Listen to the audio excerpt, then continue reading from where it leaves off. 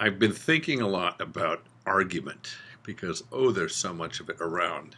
And I was thinking about the purpose of good argument and the problem with bad argument. There's a great story, to my mind, it's a great story, of a man who leaves his hometown and he goes to another nearby town. And he spends Shabbat, the Sabbath there, and he goes to the shul, the synagogue, and he sees a strange thing happens. When they come to the Shema, the recitation of that central prayer in the liturgy, half of the community stands up proudly, and half of the community sits down proudly. And after the service, there's an enormous argument between the two sides. So the man goes home, and he goes to his rabbi in his town, and he says, I don't understand what happened. Can you help me understand that, Rabbi?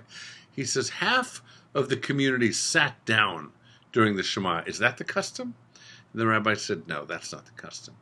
And he said, and half of the community at the time when they said the Shema stood up. Is that the custom, Rabbi? And the rabbi said, no, that's not the custom.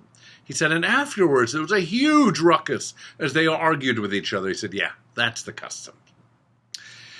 So that's often the custom around our tables, in our homes, in our newspapers, and on television. A lot of yelling and screaming and argument. And I think there is good purpose in good argument and bad result in bad argument. And that is asking ourselves, what is the purpose of arguing in the first place? What is it that we want to learn and share? And one of the things that I think about is, if we're really intent on growth, then that argument has to be for the sake of heaven. It has to be for the sake of our own growth and understanding. So maybe yelling departs from that goal, takes us away from the ability to hear another person's soul, their ideas, their thoughtful thoughts, their knowledge of the world that might differ from ours.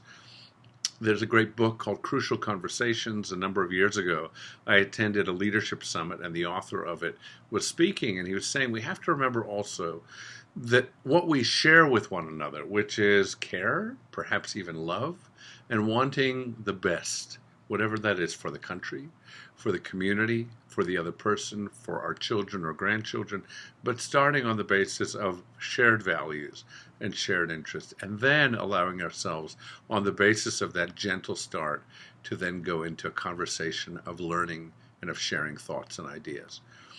I haven't shared videos with you in a long time. It's been a little intimidating starting again, but I hope this is a helpful start and that you'll excuse it if it's lacking anything. Hopefully these will get stronger as time passes.